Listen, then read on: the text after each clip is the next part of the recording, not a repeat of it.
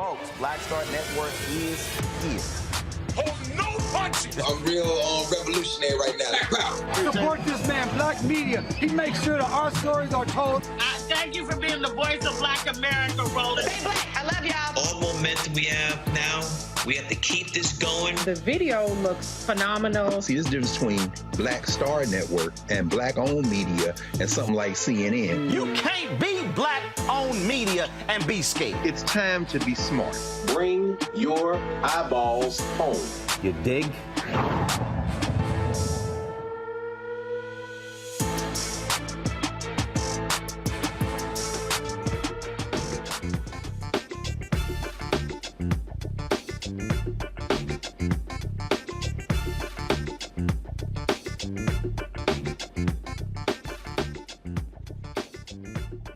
Hey, folks, today is Thursday, December 1st, 2022. Coming up on Roland Martin Unfiltered, streaming live on the Black Star Network. We live in Georgia, where there's only 1 day left early voting. They are doing all they can to turn, especially African Americans. To talk about that, the Unity Prayer Breakfast today in Georgia, where Senator Raphael Warnock to the package indicator. We were there. We will show you that. So, folks, this we are leading a rally in Atlanta, Food Center One. We're going to go live there and carry his remarks right here on the Black Star Network. The Supreme Court has agreed to make a decision on whether or not President Joe Biden can give student loans. We'll give you the update on that.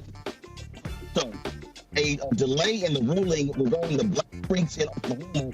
We were there last night. We will tell you about that as well. And plus, the road to the SWAC championship, General Motors continues. We'll talk to the student government leader at Southern University about how students are feeling about their school playing Jackson State on Saturday in Jackson, Mississippi. It is time to bring the Roland Martin Unfiltered on the Black Star Network. Let's go. He's got it. Whatever the miss, he's on it. Whatever it is, he's got the scoop, the fact, the find. And when it breaks, he's right on time and it's rolling. Best believe he's knowing.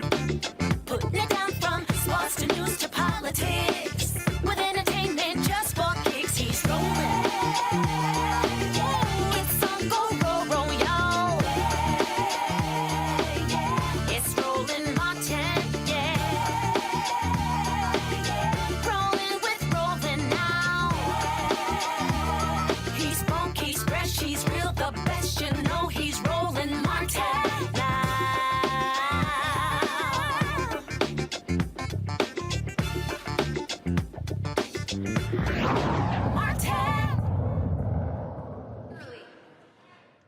folks, this is a live look at the rally in Atlanta.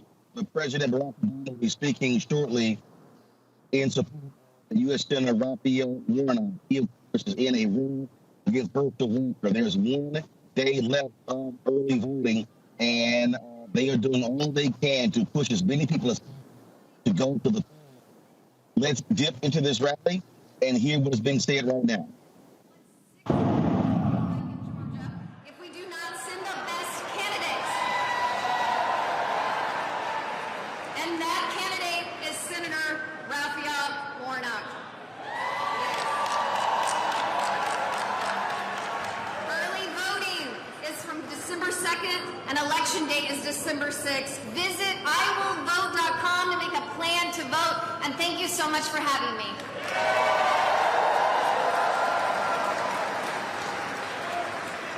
Please welcome Abubakar Sadiq King.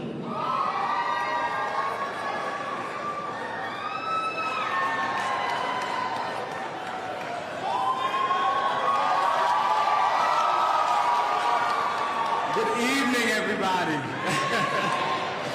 My name is Abubakar Sadiq King, or some of you may know me as Sid King. I'm a 21-year-old political science and marketing student at the illustrious Morehouse College. My family, both my mom and my dad's side, are from Sierra Leone, West Africa. And my siblings and I are first generations, born and raised in this sweet peach state of Georgia. You know, I just want this to be an honest conversation, a safe space for us to determine what this state and country's people need together, to make sure that we elect the most qualified and capable candidate to Senate. I believe that we deserve a well-studied, thoroughly experienced, and passionate person to represent us and tackle the issues that Americans face every day. And luckily for us, I heard Senator Warnock is in town. You see, in my case, like many Americans, I carry the heavy burden of student loan debt.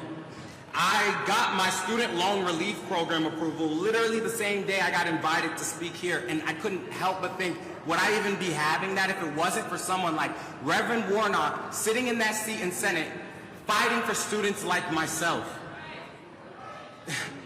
I also was in the hospital. I was sick for 2 weeks in the hospital. You know how expensive those bills are. You know, I was able to be relieved because of people like Raphael Warnock sitting inside of our Senate and making sure that we are being helped medically, financially, that are showing up for us and taking care of the people. I have a mother, I have a sister, I have a niece, aunts, and cousins I would do anything for. I love them, I learn from them, and mostly I protect them. And I've heard some things about the other candidate that makes me wonder how he would treat every single one of us if he feels comfortable treating his own family like that. Senator Warnock, however, is a well-rounded Morehouse man, an honest man of God, and a proactive thought leader. Although I don't have to tell you that, because you already sensed it when you voted for him and made him the first black African-American to be elected to Senate in Georgia. Now, while my senator was out on the grounds having real conversations with the people of Georgia, taking on the fight to lower the prices of prescription drugs, while he was advocating for the people of this state and paving a road towards new and improved tomorrow for students like myself, I don't have to wonder what the other candidate was doing. He said it himself. He was learning werewolves can beat vampires. No, wait. He was polishing his debate props, completely making a mockery of the true bravery and commitment displayed by our force. Or maybe he was up at night watching something he knew was stupid but continued to watch anyway. And now the state of Georgia is unfortunately faced to do the same thing, watching him run for Senate. However, like I said before, today we have a choice. We have a choice to change the channel because we have a vote. Today, we have a choice and a chance. A chance to reinforce the fact that this generation of young people are no longer amused, nor will be fooled by political stunts and less than dignified antics by self-serving candidates. We do care. We do understand the power of our presence at the polls, and we will vote. Because if we lose the fire, the passion, the dedication to get out and vote now, we will be left unheard and overlooked for 6 long years. Take this moment right now to be reminded of the effects of passionate people marching to the polls as one and the sacrifices made by those who came before us to make that possible. A vote for Herschel Walker is a vote towards a 6-year circus. But if you believe that this beautiful, historic state deserves a true senator representing us, vote Senator Raphael Warnock back into Senate.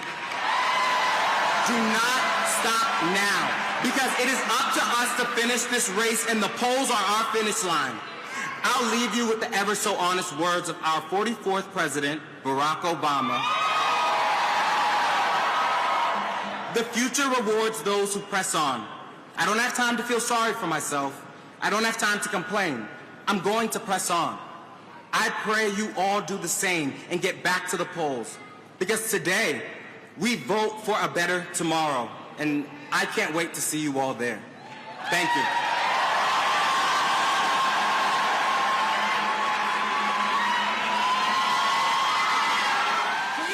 Folks, we're going to continue to monitor this particular event. So when Senator Warnock comes, 1.1 million have been passed here in. Joining us now is Tia Mitchell, the Lansbury Constitution. Tia, I'm glad to have you. Joe?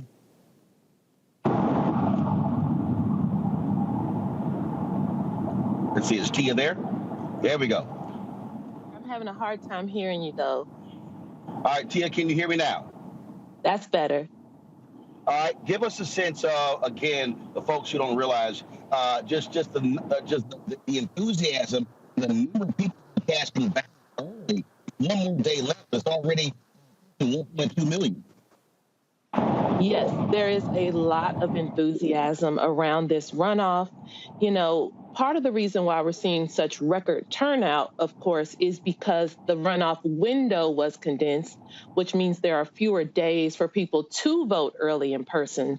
So as a result, we're seeing very robust turnout in the limited days that are available. But it does show that voters, you know, are still very engaged in this runoff. They know that there is still a lot at stake for both parties. They are very invested in wanting their candidate to win, and that has resulted in big turnout. But unfortunately, it's also resulted in some long lines at polling places all week. As you noted, there's one more day of early voting on Friday. Have we seen any idea in terms of where these from Democrats? Any idea? So I think what you asked was, you know, where the turnout is, if it's Democratic or Republican leaning. And I will tell you, both parties say that there are things in the early voting turnout that they're encouraged by.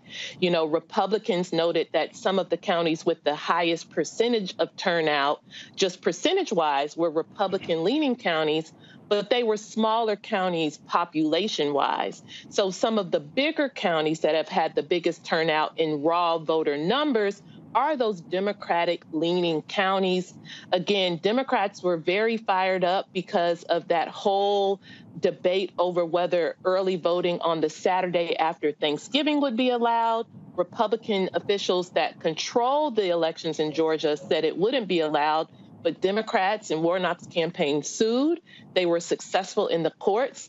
And so when that early voting, it was still an option, both Saturday and Sunday, it was optional. So there were Republican-leaning and Democratic counties that took advantage of that early voting, but it seemed that the early voting overall benefited Democrats more. Those Democratic-leaning counties have the larger population and had more of an advantage, especially on the weekend.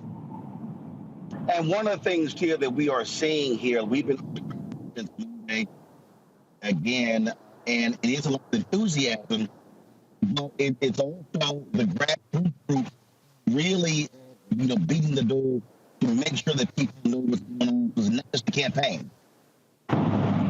Yeah, so you mentioned grassroots, and we're seeing that, again, both parties are very invested. So on the Republican side, for example, Governor Kemp, who we know won his election outright after the general election, he lent his kind of door-knocking, organizing campaign to Herschel Walker. Mitch McConnell's apparatus is paying for it, but it's Kemp's on-the-ground operation. And then on the Democratic side, Warnock has a lot more money that he has raised, so he has a lot more money to spend. He has a very robust on-the-ground operation. But we see all these grassroots organizations, Black Voters Matter, the New Georgia Project.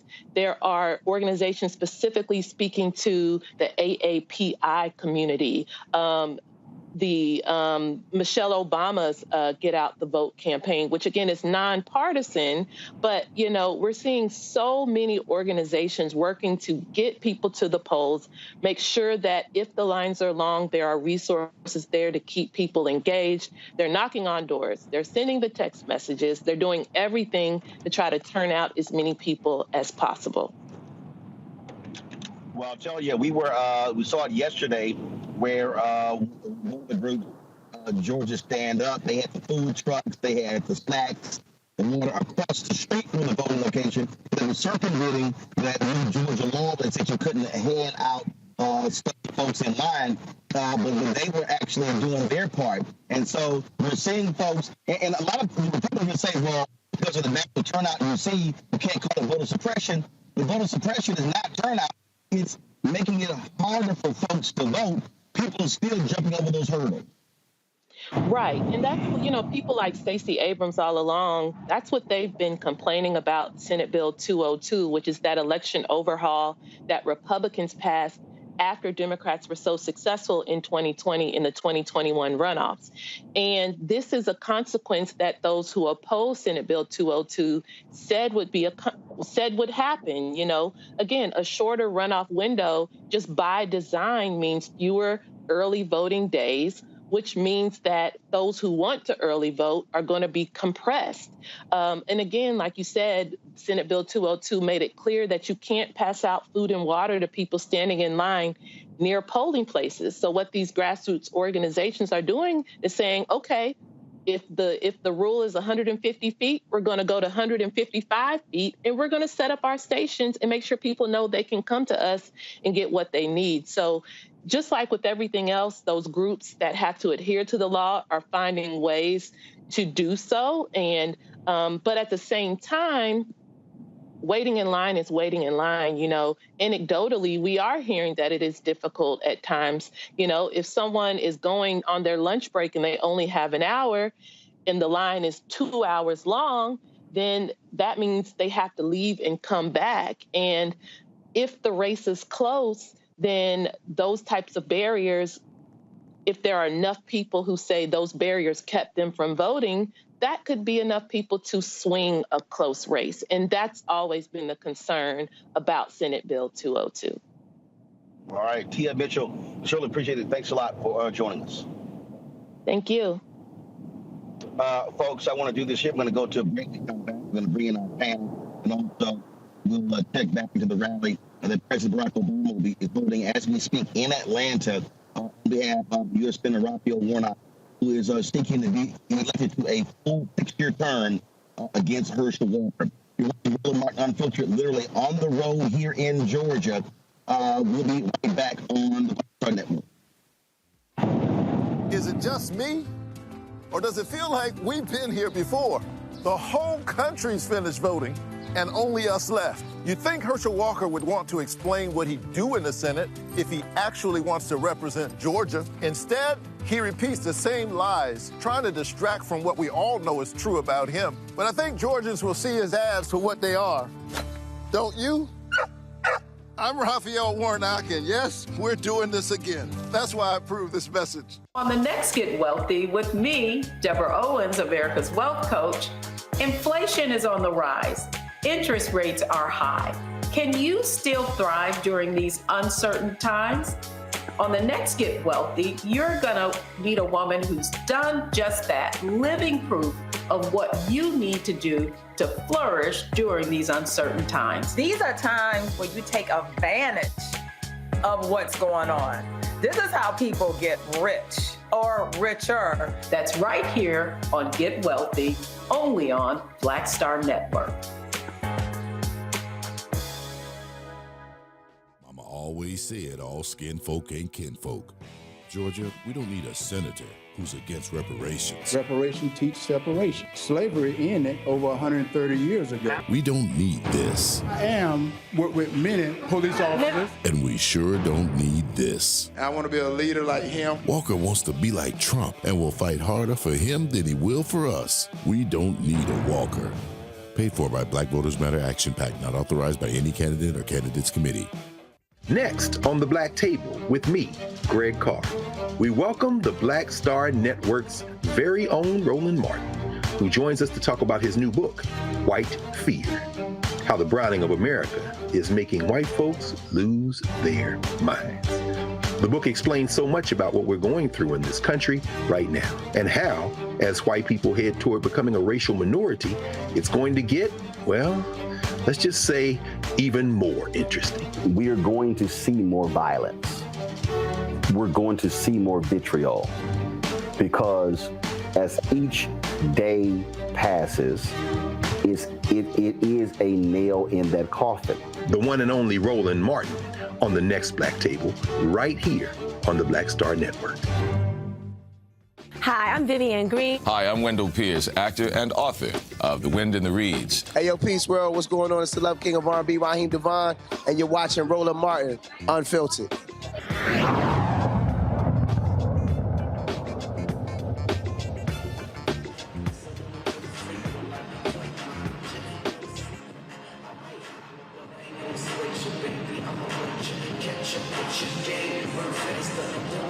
We are literally on the road here in Georgia. We're on the road here in Georgia, where it is 1 day left of early voting.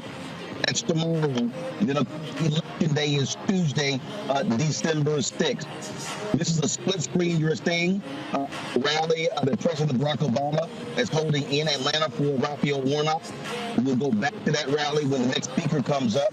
I want to bring on my panel right now, Erica Savage, founder of the Reframe Brain, Reese Colbert, founder of Black Women Views, Dr. Greg Carr, Department of Afro-American Studies at Howard University. Erica, I'll go to you first of all to the control room, keep me abreast of what's happening with the rally. I'll go to you, Erica. You're from Georgia. The Warnock folks really are focused on the outlying area, not just the major metro areas, not just Atlanta, not just Savannah, the large cities, Augusta. They really have been focused on Swainsboro, Statesboro, Albany, Sandersville, Columbus. We can go on and on. Because what we saw in the general election, we saw black turnout in a lot of those places. Again, Sandersville is an example. Black turnout was 48%.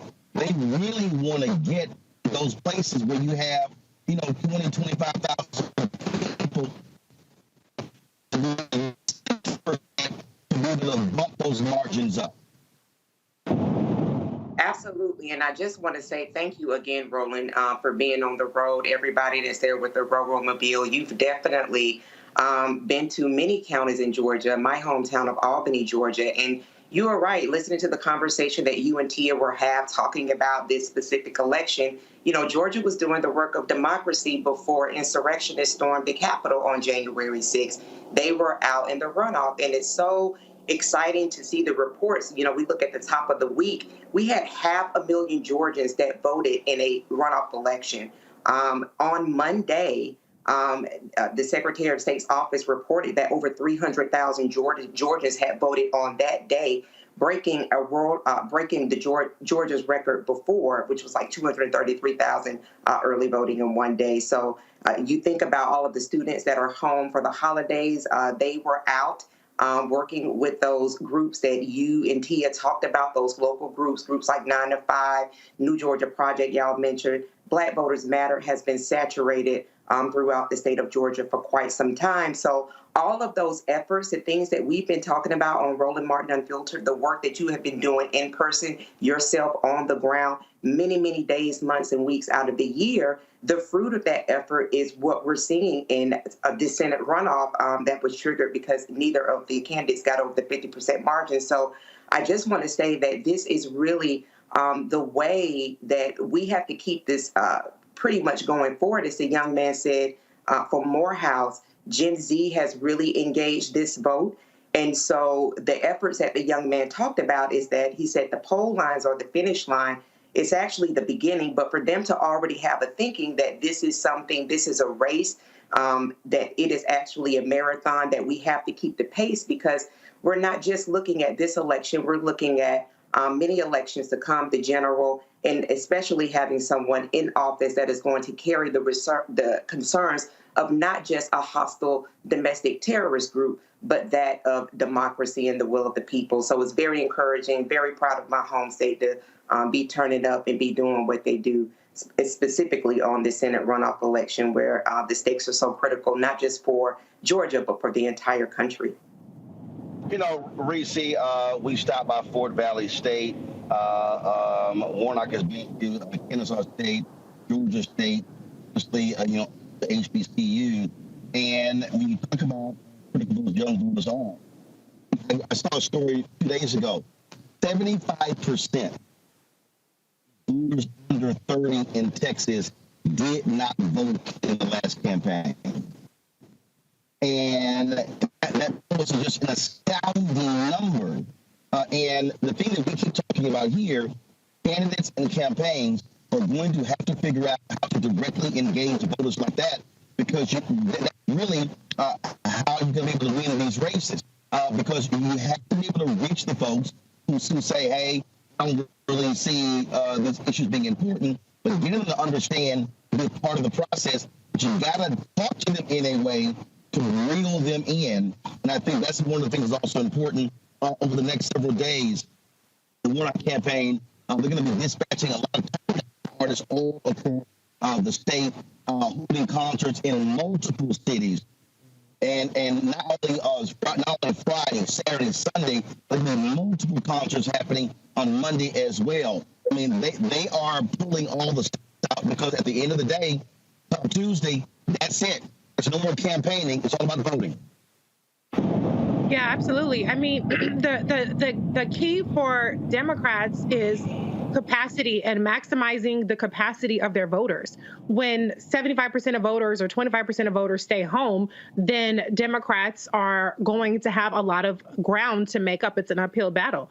And I've seen in polling where Raphael Warnock, Senator Warnock, is strongest with people under 50. But when you look at what the Republicans are promising to do, just yesterday, I think it was Senator Thune said that the Republicans in the Senate are going to try to use the debt ceiling as a manner of cutting Social Security and Medicare. These are issues that are extremely important to seniors. And so what is not clicking for some reason is that with Republicans in power and Herschel Walker is a rubber stamp on the Republican agenda, seniors are particularly vulnerable here. And so I think that for the older population, they really need to be hammering home things like healthcare, things like insulin, that Senator Warnock has really championed to bring the cost down, as well as other prescriptions, benefits being prescription out of cost being limited to $2,000.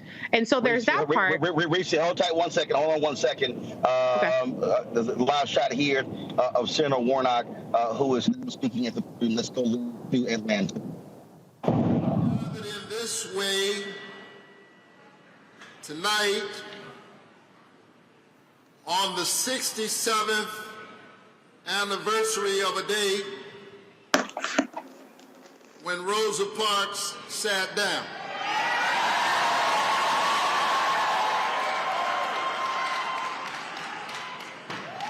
And when Rosa Parks sat down, Martin Luther King Jr. and the people of Montgomery, Alabama stood up and changed America. I want you to think about that as we ask you to vote. Because the people of Montgomery stood together for some 381 days, and by some stroke of destiny mingled with human fortitude and determination, they bent the arc a little bit closer to justice. We stand tonight on their shoulders. And then in 2021, hi baby, how are you? In 2021, inspired by movements like that, we built a multiracial, multi-ethnic, multi-religious coalition that sent the first African-American senator and the first Jewish senator to the United States Senate in one fell swoop.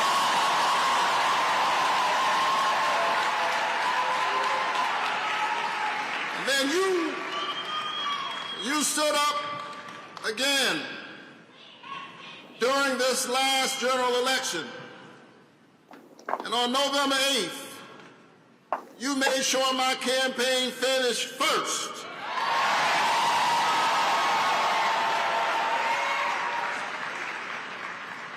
But here's the thing. Even though you made sure my campaign finished first, that doesn't matter if you don't dig even deeper, work even harder, build a movement that's even stronger, and deliver the victory for the people of Georgia on December 6th. Are you ready to win this election?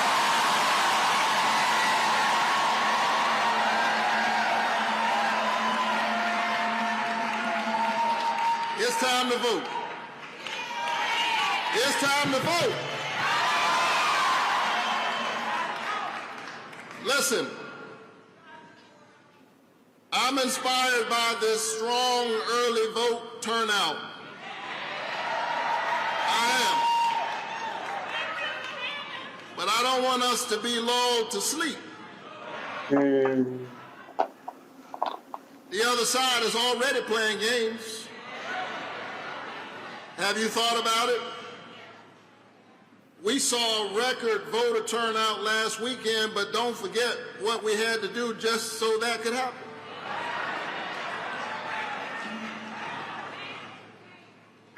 At first, they said the counties could not vote on last Saturday.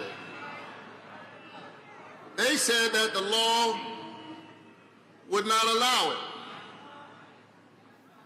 They said, we're sorry, but our hands are tied. And so we thought about it, and then we sued them.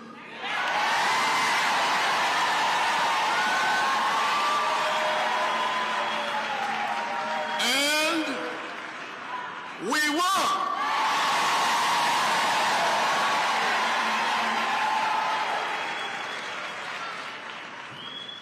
I want you to hear me now, because this is important for the work we must do. I need you to understand how determined the opposition is. Remember, they said their hands were tied. We sued them, and the judge untied their hands.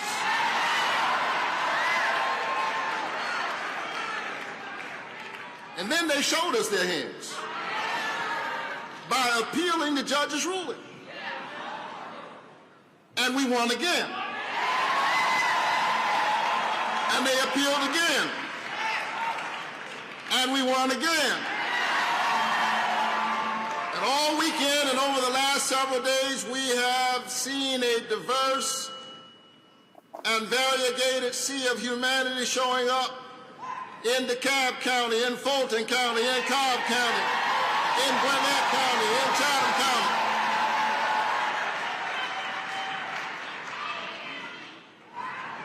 And we've got to keep on showing up.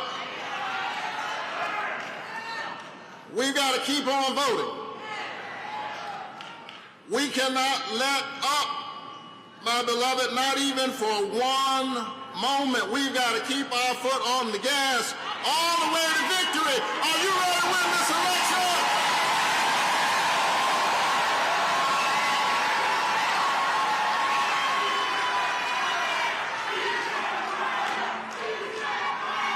So, as I ask you to vote, I want you to remember what your vote did the last time. Because you showed up the last time.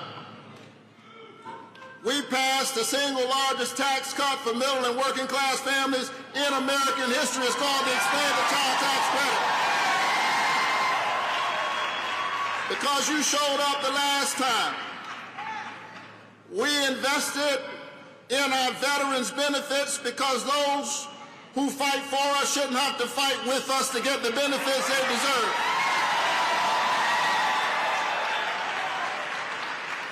Because you showed up the last time, we invested in domestic manufacturing because we shouldn't be waiting on chips to come from China. We ought to be making those chips right here in the United States of America. Because you showed up the last time, we capped the cost of insulin and capped the cost of prescription drugs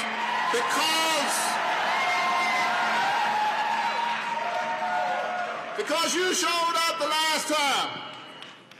We sent a black woman named Ketanji Brown Jackson to the United States.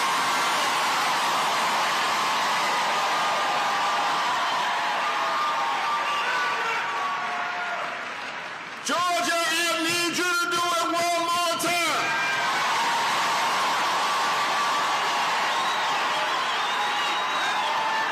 Are y'all ready to get this done?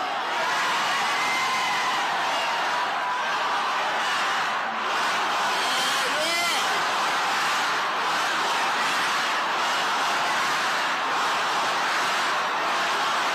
That's right.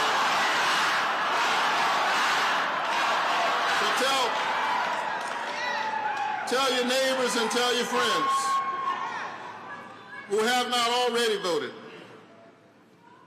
Tell them that a vote is a kind of prayer for the world we desire for ourselves and for our children. Tell them that your vote is your voice. And your voice is your human dignity. That's right, vote Warnock.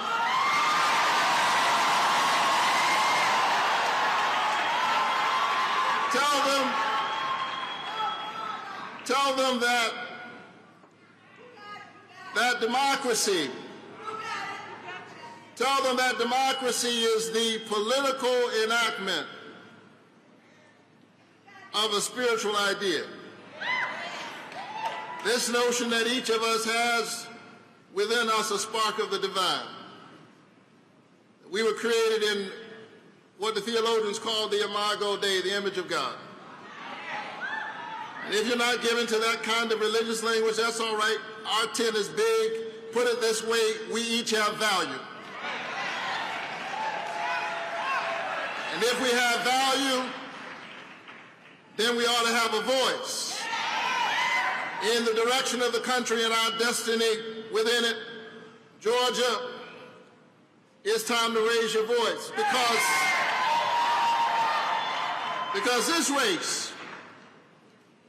this race is about character and competence.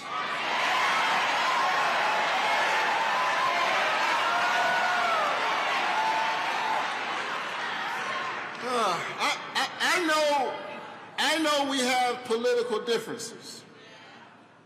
That's part of what makes this country a great country. But let me tell you, in my race, this is not about Republican and Democrat. This is not about right and left. This is about the difference between right and wrong.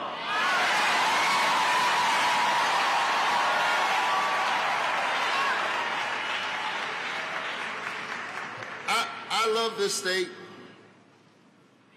and I love you.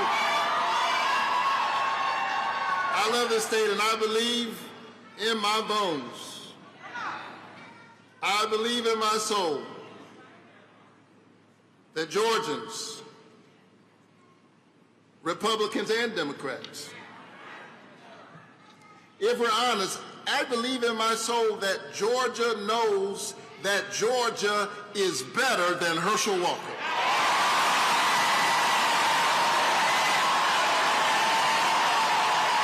Come on.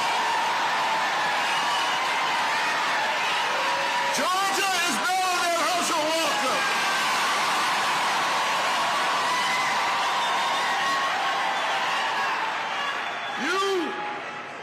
You deserve a senator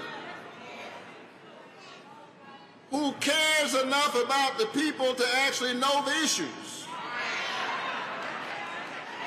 You deserve a senator who will tell you the truth. You deserve a senator who actually lives in Georgia.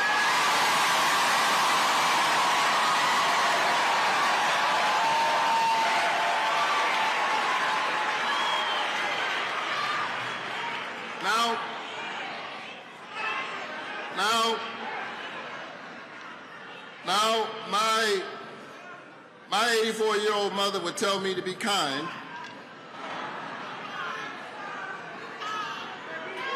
And I don't mind giving credit where credit is due. Herschel Walker was an amazing athlete, an amazing football player, who created a lot of energy at the University of Georgia. He was an amazing running back. And come next Tuesday, we're going to send him running back to Texas. Are you ready to win this election?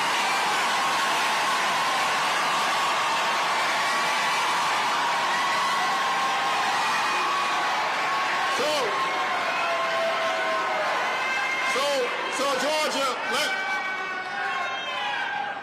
let me say in closing, and nobody believes a Baptist preacher when he says in closing, let me say in closing that you must know that I want to work for you.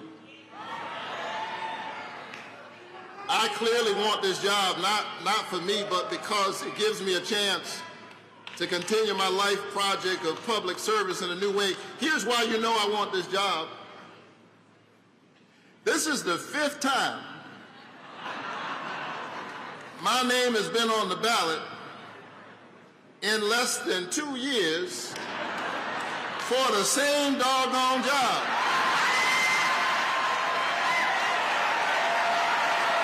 And the first time my name was on the ballot, I finished first.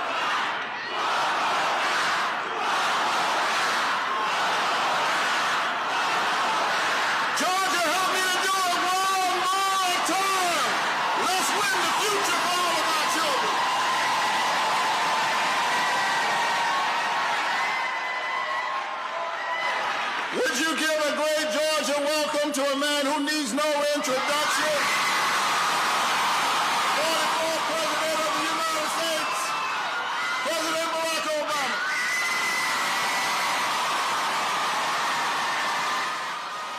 Great car. You can tell right there the big difference between a Raphael Warnock and a Herschel Walker. Absolutely. And I know we're about to hear from the 44th president. Herschel Jr. Walker is an embarrassment to the country and to himself. But at the end there, and I know we're going to listen to President Obama, so I'll just end with this for now. What we just saw was Warnock tapping into that true preacher tradition. He did the job right there. That shade was exquisite. I'm sure Obama, everybody loves hearing Obama. We're going to hear him now. But what you just heard, whatever Obama's going to say, in contrast, The preacher just left the podium, and he just sealed the deal without calling that man anything. You send your ass running back to Texas, bro. And he used his mama to do it. That was beautiful. Let's go back to the rally in Georgia. Here's President Barack Obama. You get a buy one, get one free deal on elections this year. But I'm here today for the same reason that I was here the last time. To ask you to vote one more time for my friend and your outstanding senator, Raphael Warnock.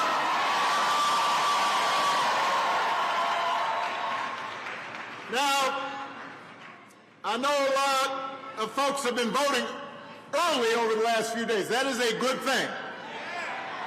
That is an encouraging thing.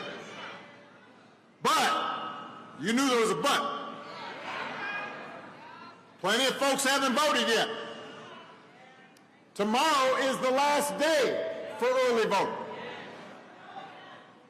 And then we need to get people out to the polls on Tuesday, which means we've still got work to do. And you know what? I'm counting on you to do it.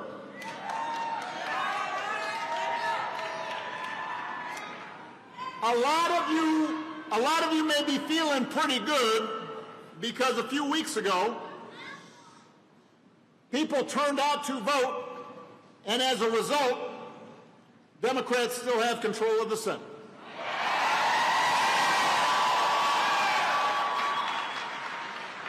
And because of some really concerted efforts in a lot of important states, many of the most egregious, potentially dangerous, and let's face it, somewhat crazy folks, election deniers, got beat. That's the good news.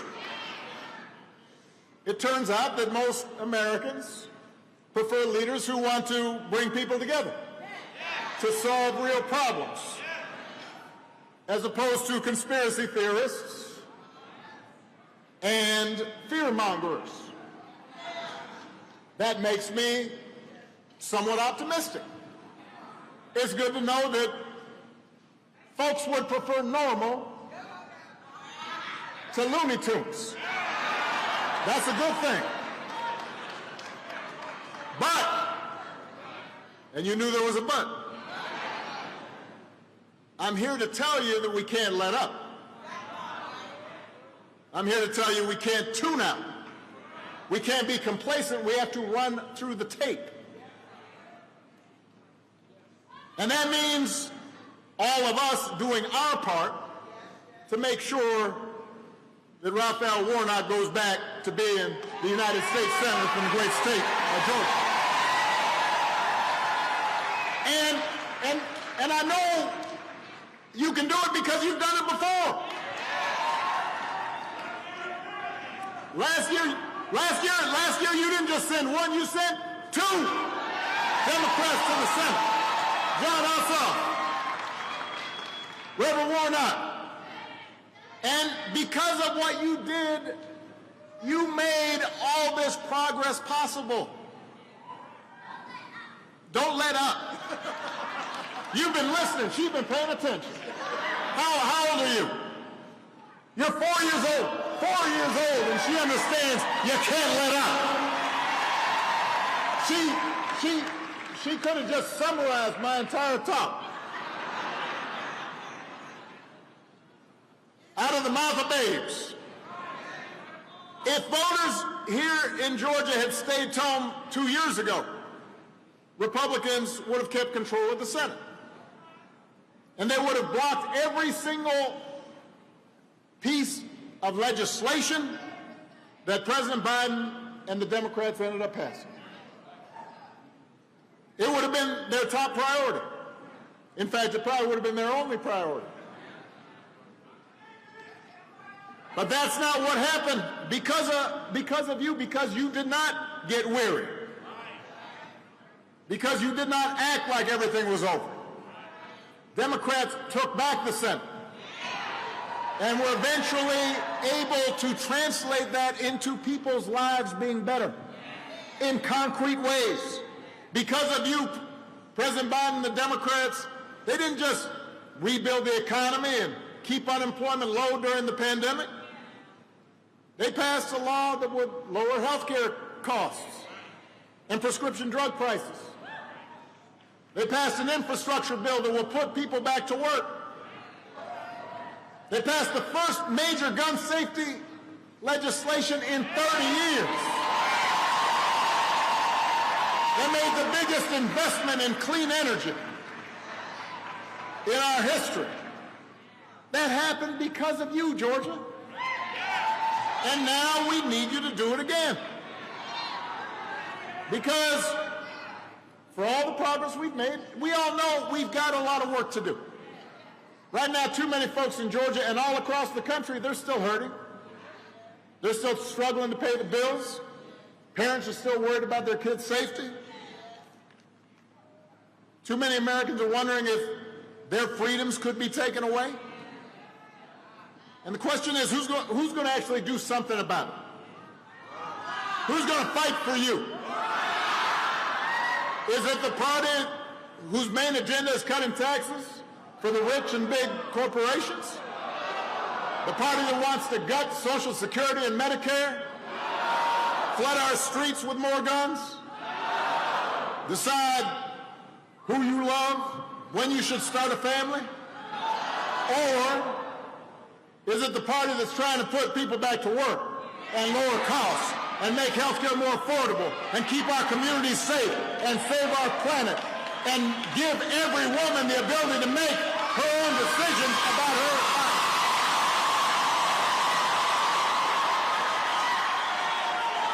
That's the choice in this election. That's what's at stake.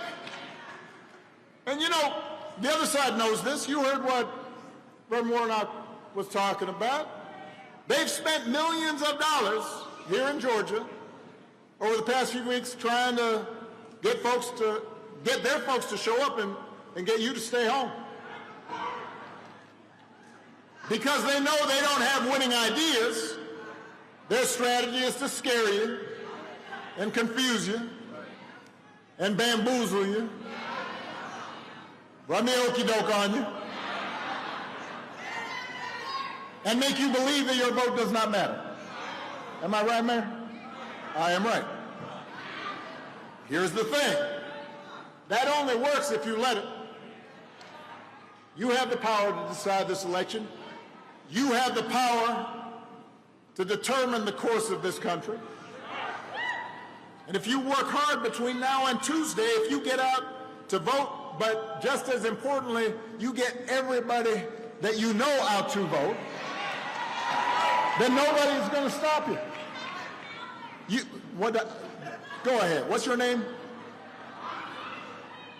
Karan. And you said we've got the power. That's that 4-year-old again. She's still paying attention. It's a boy. He just got long hair. You got the power? He's only 4. And he's making sense. Now, there are just a couple of more things I got to clear up here. Karan may already know this, but some of the rest of you may not. Some folks are asking, well, if Democrats already have control of the Senate, why does this matter? What's the difference between 50 and 51? The answer is a lot. Let me break it down for you. An extra senator gives Democrats more breathing room on important bills. It prevents one person from holding up everything. And it also puts us in a better position a couple years from now when you've got another election, but the Senate map is going to be tilted in the favor of Republicans. And it'll help prevent Republicans from getting a filibuster-proof majority that could allow them to do things like passing a federal abortion ban. So that one vote in the Senate could make all the difference. But you know what? There's one more reason, and it's the biggest reason. 51 is better than 50 because it means Reverend Warnock will keep representing you in Washington. That's the best reason. That's the number one reason. He was wondering if I was going to get to that. Come on, Reverend, you know I got your back.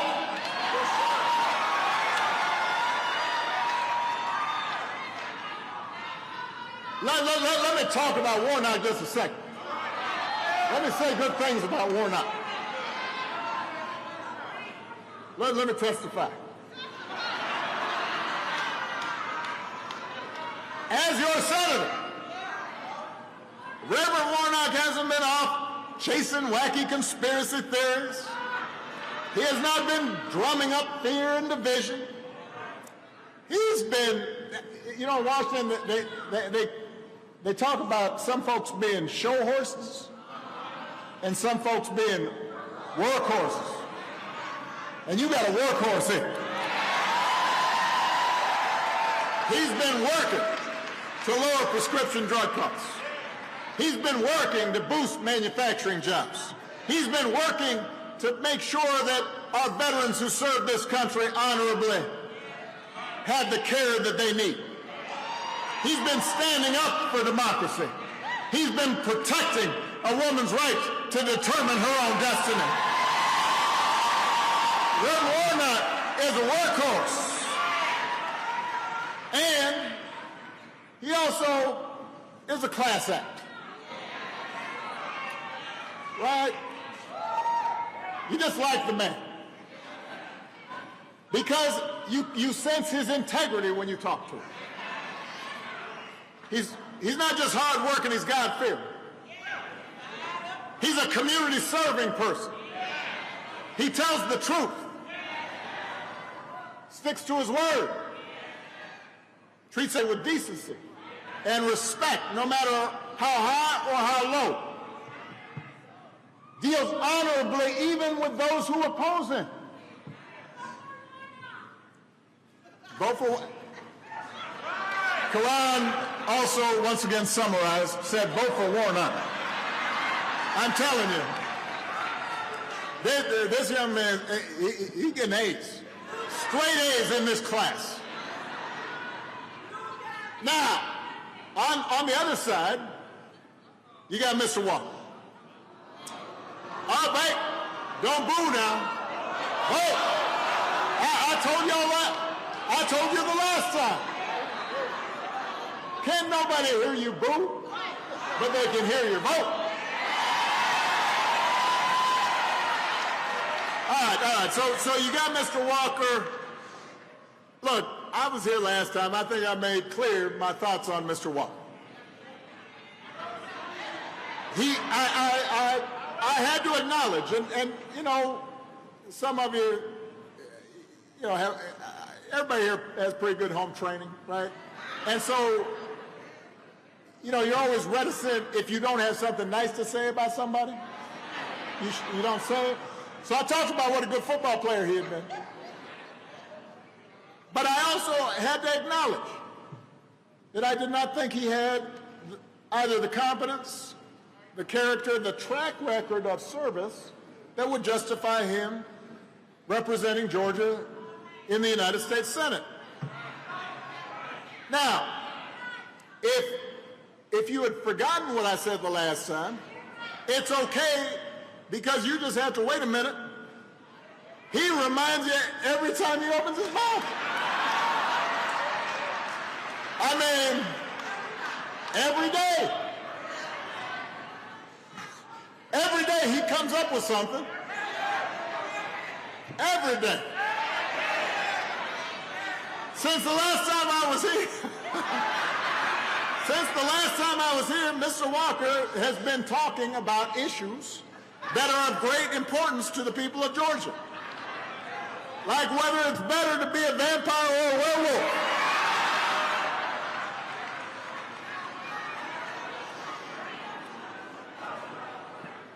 is a debate that I must confess I once had myself. When I was 7. Then I grew up. In case you're wondering, by the way, Mr. Walker decided he wanted to be a werewolf, which is great. As far as I'm concerned, he can be anything he wants to be, except for a United States Senator.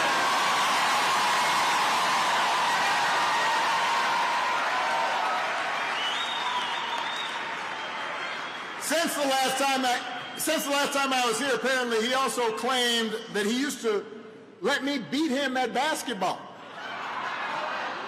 But then he admitted that we've never actually met. So I guess this was more of an imaginary whooping that I laid on him.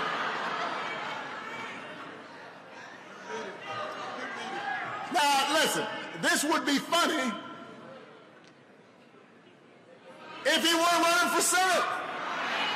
We all know some folks in our lives who we don't wish them ill will. They say crazy stuff. We're all like, well, you know, Uncle Joe, you know what happened to him. You know, it's okay. They're part of the family. But you don't give them serious responsibilities. When you spend more time thinking about horror movie fantasies than you do thinking about the people you want to represent, that says something about your priorities.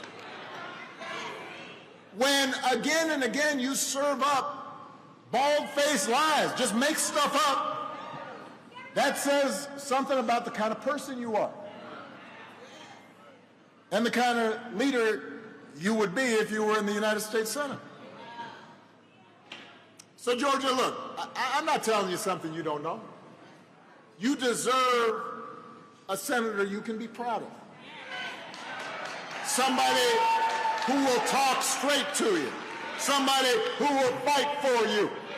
Somebody who will garner respect in Washington. Somebody like Reverend Warnock, who's been doing it responsibly and conscientiously and effectively, not just in the Senate, not just in the last few years, but his entire adult life.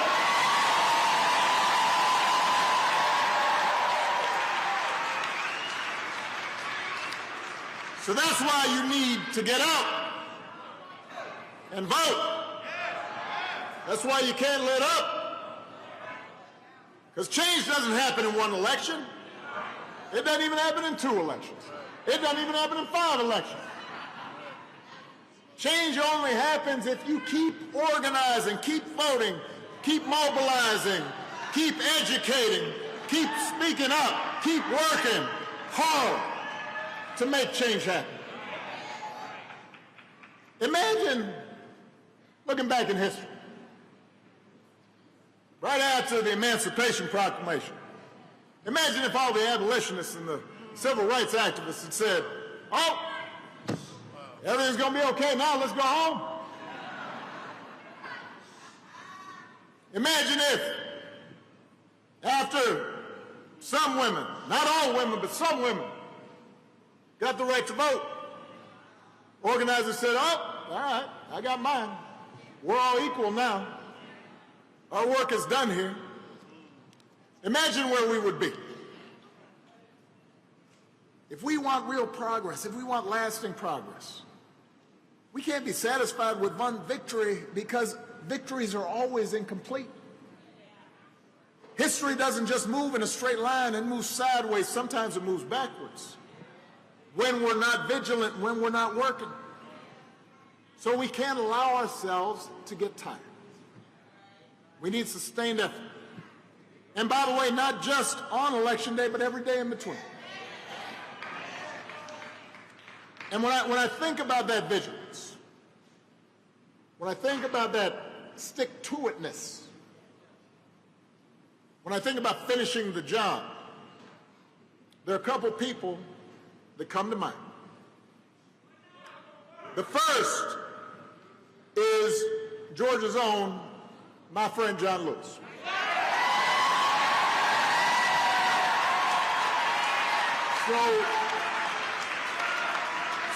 So he and other SNCC workers were my inspiration for going into public service. I was 2 years old when they were mobilized. I was on the other side of the world, but they were my inspiration.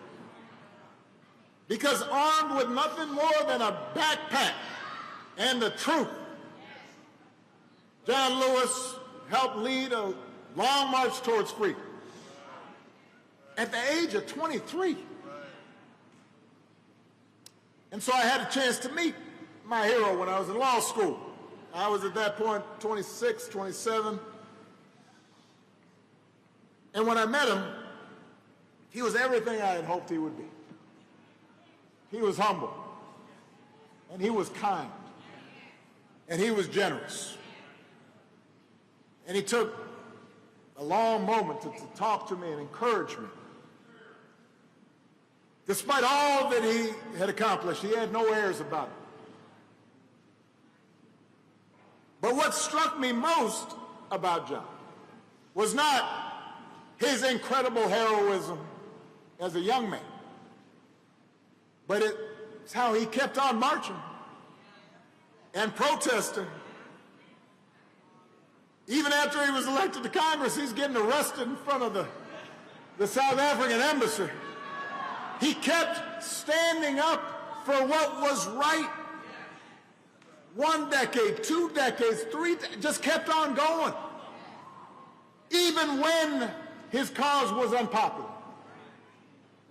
Even when the spotlight had moved off him. In fact, the last time I saw John was at a virtual town hall that our foundation had organized in the wake of the George Floyd murder. And it was about a month before he passed. He was already ailing. You could tell he did not feel well. But he considered it his duty to stand with a new generation of activists and to help guide them in a principled and inclusive way and remind them that although wrongs needed to be righted, that it needed to be righted with nonviolence and with love and empathy and compassion. Here he was a month before he was about to die, and he kept on going. So that's one person. The other person who comes to mind when I think about persistence is a woman named Ann Nixon Cooper. I talked about her in my first presidential election. You remember we had Grant Park, and I contacted us to tell us, to let us know that she had voted for me at 106 years old. She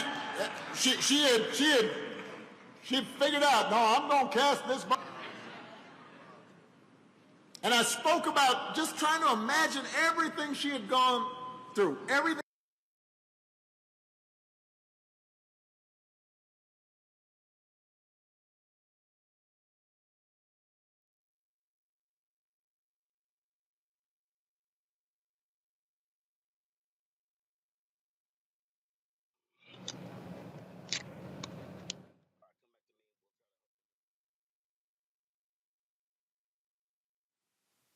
All right, folks, the feed from Atlanta froze, so we're trying to get that fixed. Erica, Reese, and Greg is still here. $2.89. $2.80. So, folks, let me know when we have that feedback. What you see there is you see the contrast, but you also see, both Warnock and Obama trying to be as respectful as possible. But knowing full well we're dealing with somebody who really has no business running. Folks, is the feedback? Okay, we'll go back to the feed. We'll come back to the panel. Go ahead. One became an elected official, serving a congressional district here in Georgia with great honor. The other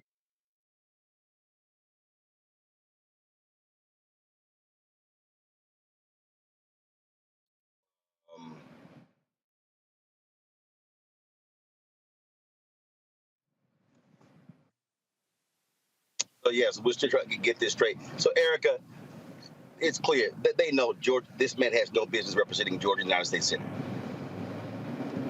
Yeah, listening to President Obama be very slow and methodical about the way that he laid his shade out around, Herschel Walker, really, while laughable at some points, it really did speak to the level of disrespect that Republicans have for Georgians, specifically Black Georgians, but Republicans as a whole. We've talked about this on this platform over and over again about what Republicans' goals are, and it's raw, naked, unhinged, at any cost power. Their God is whomever that authoritarian is that they place in control. They're godless. It has nothing to do with the message of faith or belief. This is about power. This is about them being able to lord over people. And, Georgians have had their fill of this for quite some time. When you think about this party at its height, have weaponized the presidency. They've weaponized the senator with Lindsey Graham still kind of in somewhat of a court loop there with having to testify about the cause and what he was doing with regard to the 2020 senatorial election that Senator Warnock and Ossoff were involved in then. So when we think about how Republicans have said loudly that they give zero fucks and that they will back someone who is unfit to do anything, quite frankly, especially when you're talking about such a serious branch of government, that it is really incumbent on those who are registered to vote to continue to pull their efforts and making sure other people get to the poll, but also for continuing to highlight that this is who Republicans are. Mainstream media is obsessed with fawning over them, being in the bed with them, redressing them, propping them up in our faces, but to have a strong rejection and to make sure programming and platforms such as Roland Martin Unfiltered continue to bring forward truth to help people prepare for the battles ahead, I think are definitely something that Georgians are resonating with. So this is indeed, what President Obama is doing is really kind of a bit of addressing, because a lot of the work has already been done, and Georgians are really about the business of making sure that democracy goes forward with all of the efforts that we're seeing here presently. Control room, do we have the feedback? If we so, let's go back to the.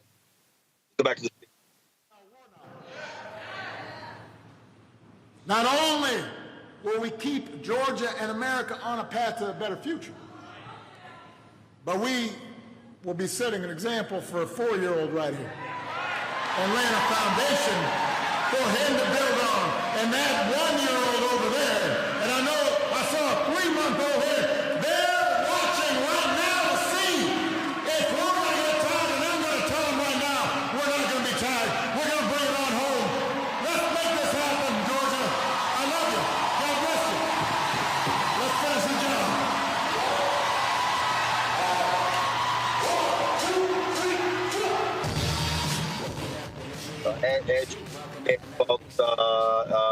President Barack Obama has concluded his remarks. He's there on stage with Georgia United States Senator Raphael Warnock, who is trying to win his 6-year term. Remember, in 2020, he won to complete the expired term of Johnny Isakson.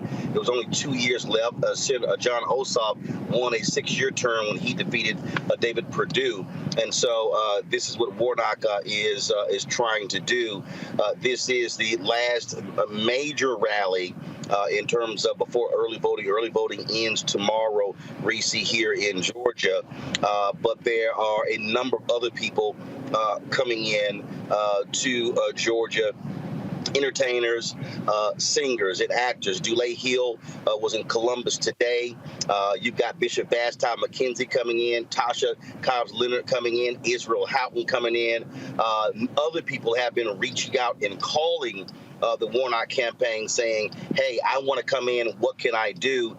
They understand the stakes here, and they're pulling out all stops. And literally, you're going to have multiple events happening across Georgia between now and Election Day, Reese. Yeah, I mean, I appreciate the rallying of the troops, but I have to stop for a second and say, this is fucking ridiculous. I think this is just fucking ridiculous that we have to beg and plead and pull out the stops this hard for an election that should be a landslide. We're talking about a distinguished senator, a pastor of Dr. King's church, against a serial violent abuser, alleged, okay, we'll say that, a serial abortionist, a pathological liar, a person who might possibly have brain damage. I'm not trying to be ableist with that, but he does not seem to have his faculties there, who waxes poetic about vampires and bulls and cows and werewolves and shit, and who's literally a walking stereotype of every disgraceful stereotype you have about Black men. Just because he won a Heisman, this motherfucker is in the running because he's Republican. This is really embarrassing. This is really gross. And this is really disgraceful and disheartening that we have to try this damn hard to even get Senator Warnock past the finish line. I mean, right now they're basically tied, 49-47. Thank God he is wiping the floor with Herschel Walker in the early vote, but in the same day, in the election day polling, Walker is leading. And so I go back to Erica's point earlier about pacing and making sure that we don't let up going into election day. If you voted to early, great. Take somebody to the polls on election day. You know, do some text banking, do some phone banking, because there is a lot at stake, not just even for the sake of what's going to happen in the Senate, but for just the sake of Black people not looking like fucking idiots every time Herschel Walker is representing us in the damn U.S. Senate. I mean, a 4-year-old has more sense than Herschel Walker does. And I'll just say this. God forbid this motherfucker wins. All I have to say is I don't want to hear shit policing anything about any other Black person. I don't want to hear nothing about bonnets. I don't want to hear nothing about how much I curse. I don't want to hear nothing about anything that Black people are doing anywhere else, because this motherfucker got in office despite being completely unfit and disgrace. But with that being said, please, for the 57th millionth time, y'all, vote. If you're voting already, thank you. If you haven't voted, please get your ass out there and vote. And please take 10 other people with you that are eligible. We don't need no damn voter fraud shit. But take people that are eligible to vote. And I know y'all out there, because only 50% of y'all voted in on election day on November 8th or whatever day it was. So please, people, vote so we can shut the hell up about this for at least 6 more years when it comes to Georgia. But here's the thing, Greg, and I certainly understand Reese's sentiment.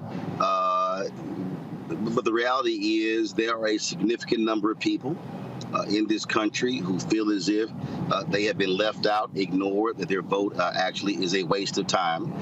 This is one of the reasons why Reverend Dr. William Barber and others have talked about Democrats stop chasing voters in the suburbs, really go after those low-income, poor workers, speak to their interests, young voters as well. And it also shows you, and again, it's been driving me crazy going to these small towns. And when I start asking about the numbers, and then folks tell me 40% turnout and 45 and 47 and 48. Just the other day, Gary Chambers called me and we had a long conversation. And it was just abysmal talking about the low turnout of Black voters in Georgia. I still think about 2018 when we were in Mississippi with Mike Espy, an unbelievable candidate who loses to an absolute idiot, Cindy Hyde-Smith, by 65,000 votes. And there were more than 65,000 African Americans in Mississippi who did not vote. And even in the general election, you get a Black woman running for governor. You have an African American man in Warnock on the ballot for senator. And you're not seeing Black turnout in these places. it's 65, 70, 75, 80, 85%. And so it is disheartening, but I think at the same time, what it does is it causes us to say we have to reframe, re-examine how we are communicating with people in order to get them to understand how voting plays a role in the issues they care about. Absolutely. I mean, it really, when the autopsy of this funky settler state is written, and it may be written sooner than later, there are going to be whole pages devoted to what happens when people lose hope. As you said, Reese, this man is a victim. You didn't say that, I'm saying that. He's a victim of too many hits on the football field. By the way, Roland, the way you tore up Stephen A. Smith and them on First Take, kudos to that. I'm wondering why no one has asked Herschel Jr. Walker about his former employee that traded his ass for all the Cowboys that won the damn Super Bowls. Ain't nobody asked Herschel Walker about his former master, but at any rate, a victim of too many hits on the football field, a victim of an education system that reached down inside his brain and pulled it out and threw it somewhere in the trash, never to be recovered. And a victim of all these white nationalists who stand by him grinning as they are saying the N-word to all of us by actually campaigning for a man who every human being in the world, including that 4-year-old, that 1-year-old, and that damn 3-4-month-year-old sitting there looking at Obama, no, shouldn't be anywhere near elective office, but should be receiving some of that health care that if he gets in the United States Senate, he will block for the very people who are going to pull that damn lever for him on Tuesday, who will have their limbs amputated because they won't get the insulin that will save their lives, who will not be able to take advantage of the same type of public programs from the federal government that their billionaire masters are taking advantage of. The women and men who work on the railroads. Amtrak goes back to Atlanta. I've ridden that train many times, but for 10 years, I was a daily commuter on Amtrak, and today Joe Manchin, a punk out of West Virginia, who will probably go to the Republican Party, joined 42 other Republicans to vote against extending a 7-day paid leave to the workers on the railroads. And that legislation could have passed. Why do I bring that up? Barack Obama is a major disappointment to me on many, well, I won't say disappointment. I don't expect anything out of presidential candidates. They're all employees, politicians. And I have my beefs with Obama, but I tell you what, since he can never run for election again, he seems to have freed himself up a little bit. And tonight he put it where, as Joe Madison would say, the goats can get it. Election cycles are not 1 year, 2 year, 5 year. This is long distance running. And Barack Obama said it perfectly tonight. You don't just get ginned up for one election and win. Eric, as you were talking about your home state, and Roland, as you're talking about these folks who have not yet come out and vote, and Reese, as you telling folks you need to get out there and vote, please understand that this early vote, these white nationalists and their complete utter devilment, they cut early voting in half to shrink it down to get it close enough to steal. Barack Obama was laying it out today in terms of the reality. He said, it will be funny, except this guy's running for Senate. So when you look at the fact that over 800,000 people have voted early, but in the 2021 election, 40% of the people who could vote in Georgia had already voted by the end of early voting. And now we're sitting somewhere about 12% of those who could vote. They shrunk it down so they could steal it. If they could have clipped off last weekend, they would have really gotten close, because I got plenty of students at Howard who were at home last weekend. And as you said, Eric, those college students went and voted before they went back to school. That's what they were after. They were after all those students from Penn and Harvard and Howard and A&T and all those Atlanta residents who were at home for Thanksgiving. That's who they were trying to get, because while we're talking about early turnout, these devils are marching to their 5-town voting place where there is no line, because part of it is create a funnel effect, so these lines are 2 and 3 and 4 hours because you shrunk the early voting. All this is a plan. Finally, let's be very clear. Warnock wins. Joe Manchin, take your ass back to a state where you are literally murdering your voters with your votes, and you go on and switch to the Republican Party. Kristen Sinema, you take your funky Toonie Loon ass back to Arizona and expect the primary from probably Ruben Gallego, because you've spent your last term in the United States Senate. See, if Warnock wins, Obama just laid it out. 51 is better than 50 for any number of reasons, one of which is they are playing for all the marbles, the white nationalist party now, because they realize that if Warnock wins, you've just rendered Manchin irrelevant, and you've made Sinema wonder, does she want to try to keep a seat that she's going to lose anyway, and you might soften her ass up. Let's talk about the fact that Raphael Warnock entered his remarks today, not with John Lewis, and all respect to the ancestor, but with Rosa Macaulay Parks from Tuskegee, Alabama. When Rosa Parks sat down on that bus in 1955, she didn't sit so politicians could fly. She sat because she was the youth secretary of the NAACP. She sat because she had been trained at Highlander Folk School in Tennessee. She sat because that triggered a massive boycott. And Roland, as you have sat and had conversations with Fred Gray, and that was only 67 years ago. Happy belated birthday by a day to your mom, Roland. She's 75, hit that diamond. Congratulations to her. At the same time, she was 8 years old when Rosa, representing a community, sat. And what happened then, what Warnock is really talking about, it wasn't just the fortitude to stay off the buses for a year. It was the fact that then, in June of 1956, after they had been off the buses for 6-7 months, Fred Gray goes into court and and argues Browder versus Gale. And Browder versus Gale, where you have 5 black women, including Claudette Colvin, sue in federal court because they didn't include Rosa Parks because that would have been a state issue and they wouldn't have been able to trigger the 14th Amendment. It took them to win Browder versus Gale, to empty into the Supreme Court affirming that decision. And then when they went back into court, Alabama tried to refile, and the Supreme Court said, no, this is what you call long distance running. We're not going to win this war in this funky place by thinking you can win with one election. But I tell you what, there are moments, and this is an inflection point. And when the autopsy of this funky place is written in 10, 20, 30, 150 years, one of the lines is going to be what happened at moments of inflection when you didn't do what was necessary to defend yourself. And God forbid if Herschel Jr. Walker runs his ass up in the United States Senate as an embarrassment to the whole concept of humanity, threatening women, forcing people to terminate pregnancies. Man don't even know his damn name. He wins, then we're going to have a different kind of conversation. I'm right with you, Reese. Don't come running then. Your running need to be to the poll on Tuesday. But I do want people to understand, and again, I'm a firm believer of, in terms of how you keep these things in perspective, we are actually having a conversation about re-electing African Americans statewide. I mean, I can literally remember having the conversations of the difficulty of black candidates even running statewide. I mean, I'm talking about, look, I turned 54 this month. I'm talking about, we were having this when Harvey Gantt ran against Jesse Helms for the United States Senate in North Carolina and came very close to beating him. And so here we are. And yeah, the numbers are not, you don't have a ton of folks, but the fact of the matter is, we are now seeing, because of demographic shifts, we are now seeing more African Americans on the state level elected statewide. These, obviously, U.S. Senate race. I still contend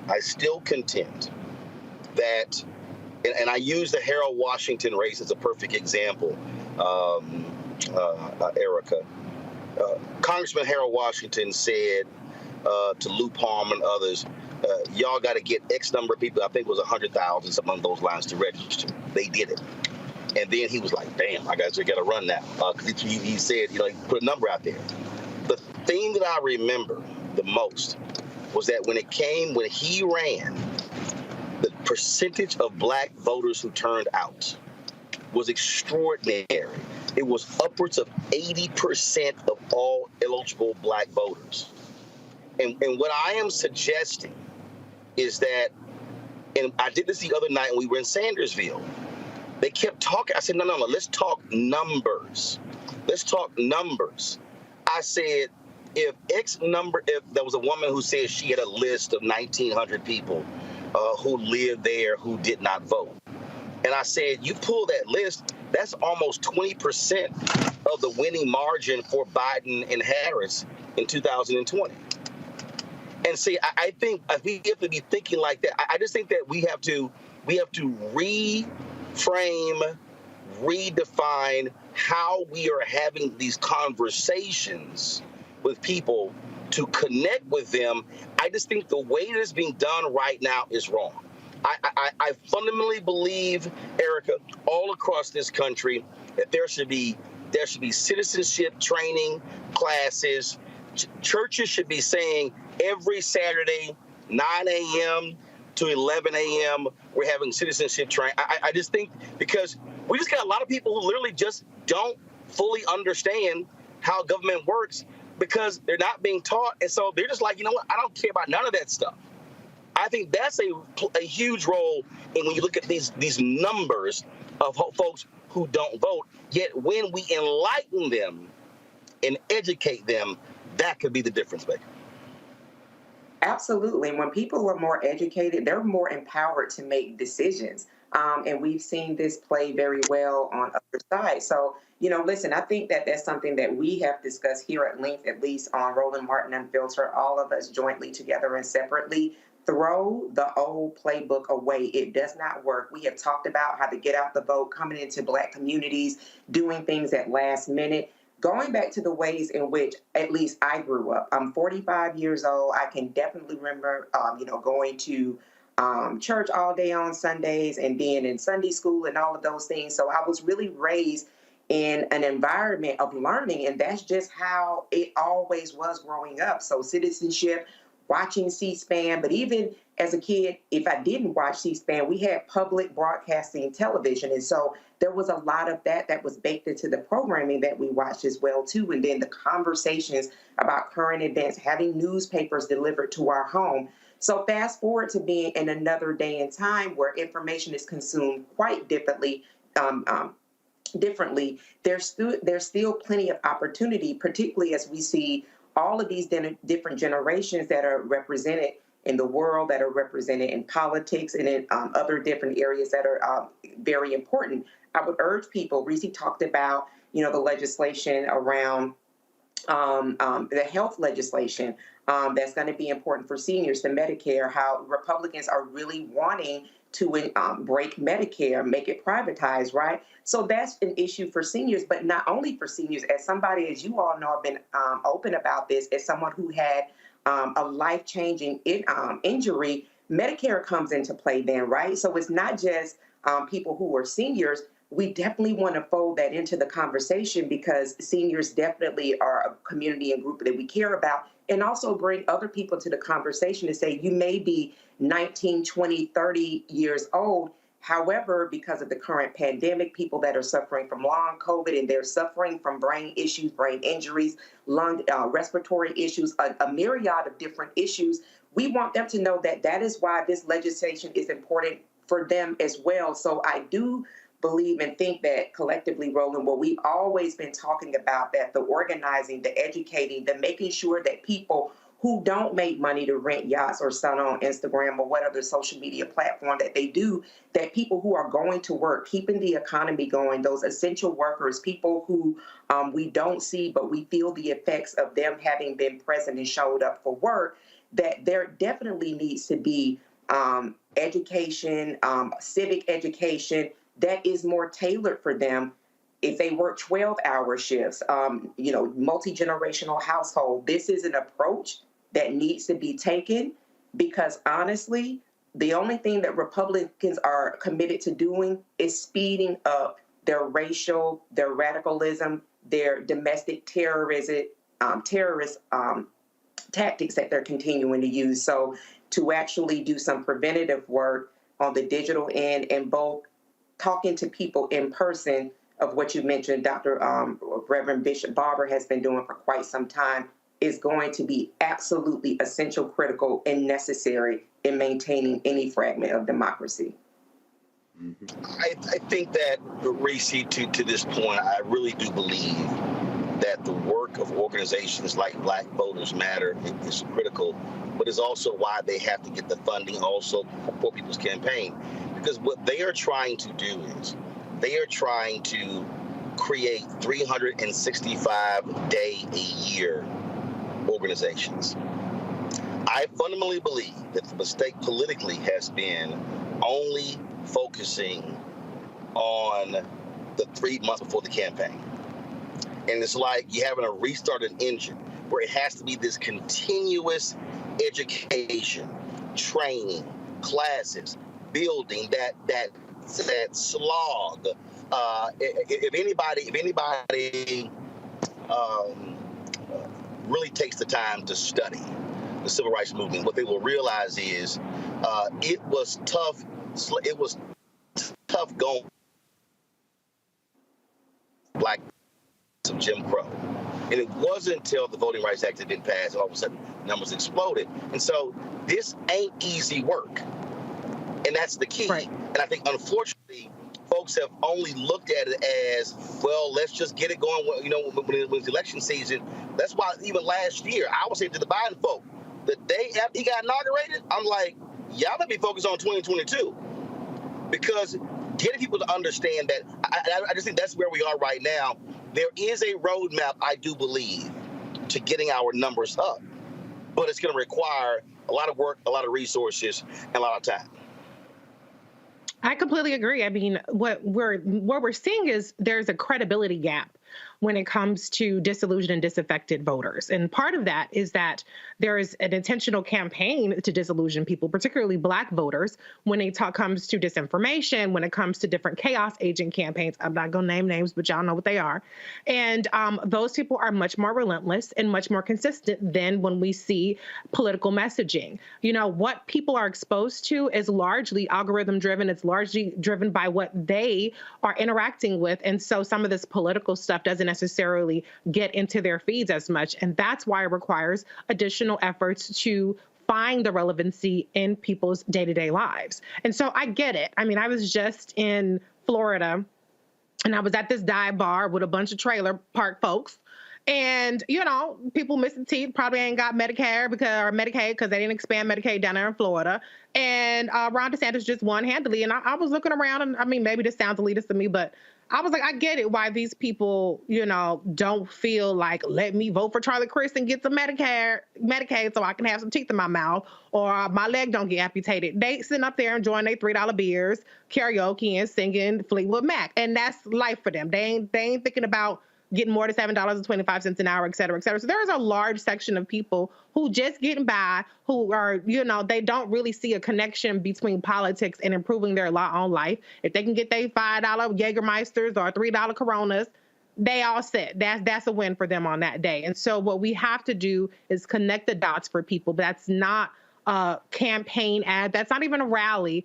And that's not a last minute situation. There has to be this constant engagement, not just from organizations, but from politicians themselves. Stop being afraid of Black media. Stop being afraid of giving somebody a soundbite that Republicans are going to run with. Come talk to your people and make yourselves known and your presence relevant to their lives. And you won't have as much work to do on Election Day getting people to the polls. That's right. Greg, again, I think for a lot of people, and I'm going to keep saying this until I'm blue in the face, that if you do not have sustained voter education, if you do not literally have classes connecting the dots and walking people through, then we're going to be having the same conversation. And we have to impress upon our people, because the numbers don't lie. Literally, if we take Black participation from 40, 45, 48% to 70%, we literally clean house. The numbers don't lie. No, you're right, Roland. I mean, you know, it's really disheartening. It's really disheartening thinking about the things that people, if they are aware of the relationship between voting for specific politicians and policies, the things that will improve their lives, the gap between that and the reality is disheartening. And Reese, you said this, and Erica as well. The playbook has to be thrown out. Rappers and entertainers having rallies, that's great. But people really aren't responding to that. what you said is absolutely the only way that you can engage in protracted struggle. There are no days off. And as Paul Robeson said, that there is no sheltered rear.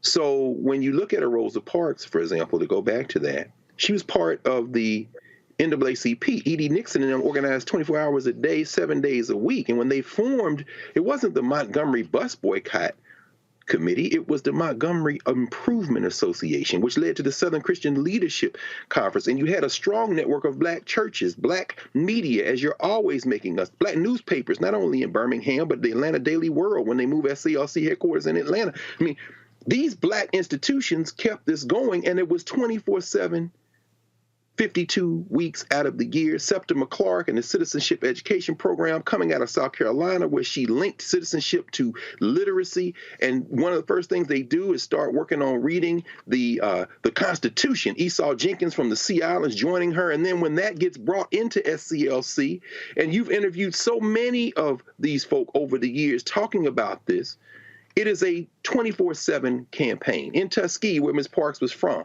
I was just rereading Jesse Guzman's book on the Tuskegee Civic Association.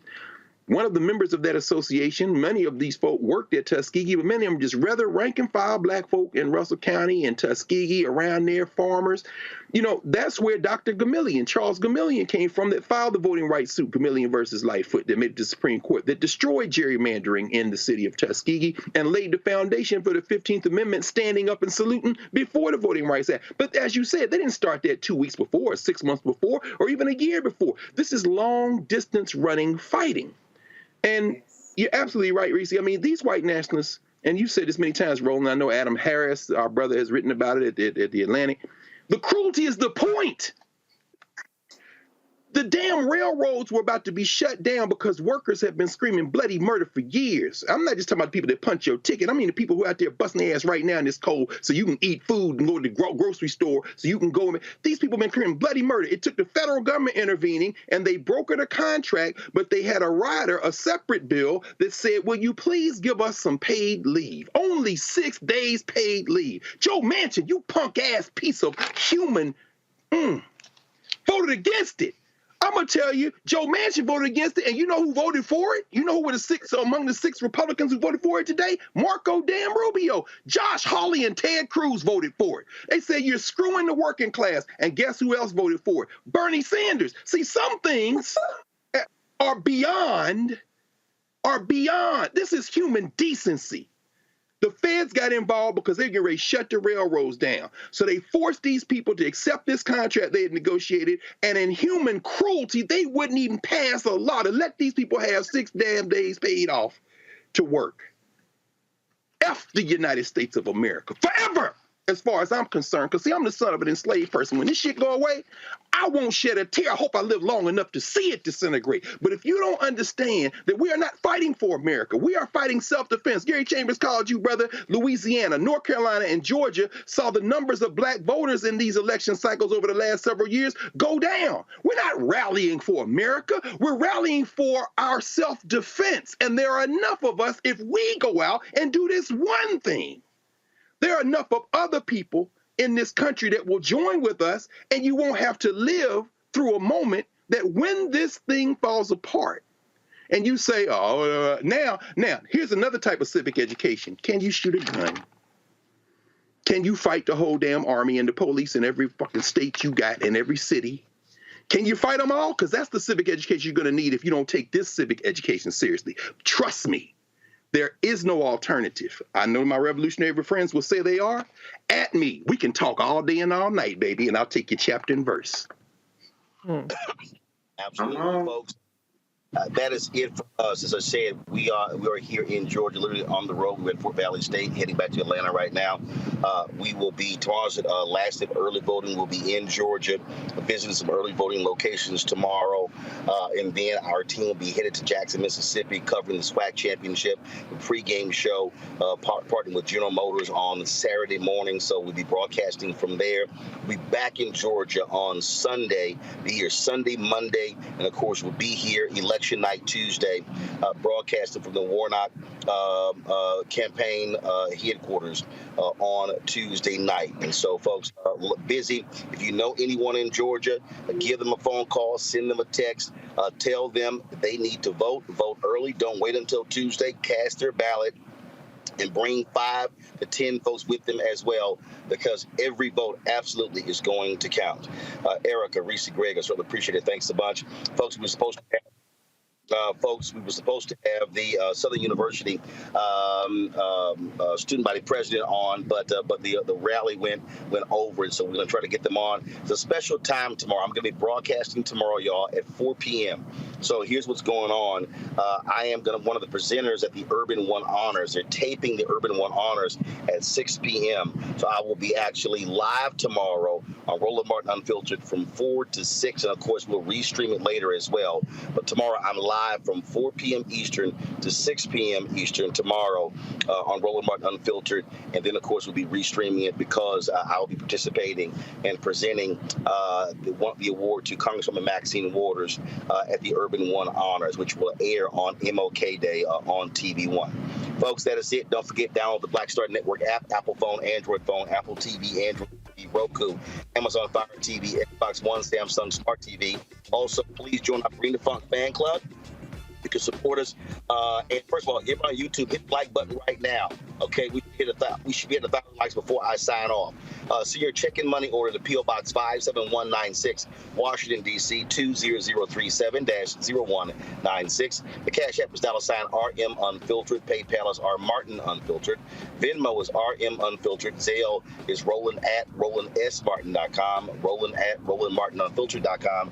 And get your copy of my book, White Fear: How the Browning of America is Making White Folks Lose Their Minds. Available at Ben Bella Books, Amazon, Barnes & Noble, Indie Books, Bookshop, Chapters, Books A Million, and Target. You can also download your copy on Audible. You can order through your favorite black bookstore as well. Folks, that's it. So appreciate it. Thank you so very much. I'll see you tomorrow. Holla!